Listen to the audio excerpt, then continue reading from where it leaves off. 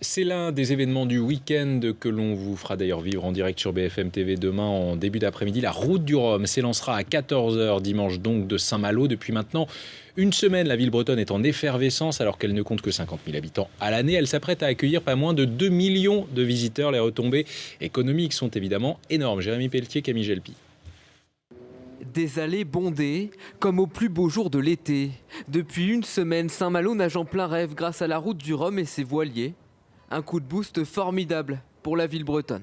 Le temps d'antenne sur les télévisions, sur les radios, les millimètres colonnes dans les journaux, enfin, c'est déjà une retombée énorme.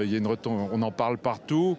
Puis il y a des retombées directes dans les activités de l'hôtellerie, de la restauration. Les professionnels du tourisme se frottent donc les mains. En plein automne, la fréquentation atteint des niveaux comparables à l'excellente période du 15 août. Ça a duré vraiment sur 7 jours.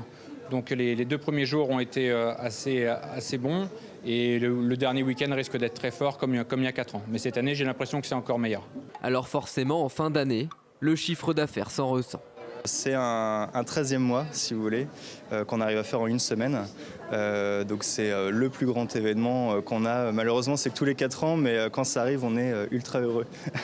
Vivement 2018, se disent sûrement les commerçants. Mais avant, il faut assumer le week-end du grand départ, l'un des plus chargés de l'année.